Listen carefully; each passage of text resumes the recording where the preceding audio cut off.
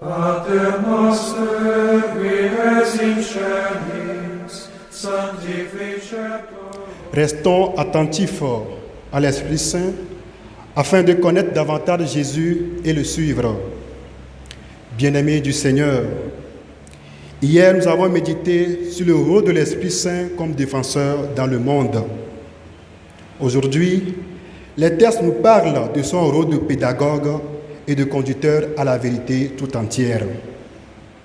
En effet, la première lecture nous montre que la prédication de Paul est guidée par l'Esprit Saint, l'Esprit de vérité, car elle fait voir le souci de Paul d'amener ses auditeurs à une ascension d'esprit pour qu'ils connaissent le Dieu qui a fait le monde et tout ce qu'il contient. Cela est la preuve que celui qui reste attentif à l'Esprit Saint sera conduit à la vérité tout entière et connaîtra davantage Jésus. Sa vie portera des fruits que voici: l'amour, la joie, la paix, la patience, la bonté, la bienveillance, la fidélité, la douceur et la maîtrise de soi. L'Esprit Saint est le maître intérieur qui parle au cœur de l'homme, lui révèle les mystères de Dieu et lui fait discerner ce qui lui est agréable. Il est notre guide suprême qui marche devant nous et nous montre le chemin. Il aplanit les obstacles, nous ouvre l'intelligence et nous éclaire. Il nous enseigne les vérités sur la personne de Jésus et l'importance de son vécu sur la terre en tant qu'homme. Il est l'acteur de la mission de l'Église.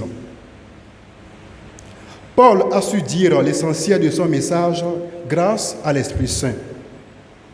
Et ce message n'est pas un échec total, étant donné que naît à Athènes une petite communauté chrétienne, Denise, Damaris et quelques autres. La naissance de cette communauté est une conséquence de la parole de Jésus. Quand il viendra, lui, l'Esprit de vérité, il vous conduira à la vérité tout entière. Saint Jean, dans son évangile, nous invite aussi à rester toujours attentifs à l'Esprit de Dieu. Tout au long des chapitres qui précèdent, nous écoutons Jésus nous expliquer son union au Père et à l'Esprit Saint, son départ et son action qui continuera sous la mouvance de l'Esprit Saint. La foi demeure une progression, une vie qui se développe. De plus, nous sommes invités à une humilité encore plus profonde. Nous ne pourrons pas arriver à la vérité seulement par nous-mêmes. Nous avons besoin de l'Esprit Saint pour nous guider. Et le rôle de l'Esprit Saint est de parachever l'enseignement du Seigneur en annonçant les réalités à venir. C'est aussi un rôle de préparation à la mission de l'Église. Ainsi, découvrir les vérités consiste avant tout à l'accueillir en la méditant dans notre cœur tout au long de notre vie. Que l'Esprit Saint, qui conduit à la vérité tout entière et qui renouvelle tout, démasque nos craintes et change notre vie. Qui nous éclaire sur ce qui nous semble confus sur notre chemin de foi et nous aide à aimer ceux que nous avons du mal à aimer. Amen.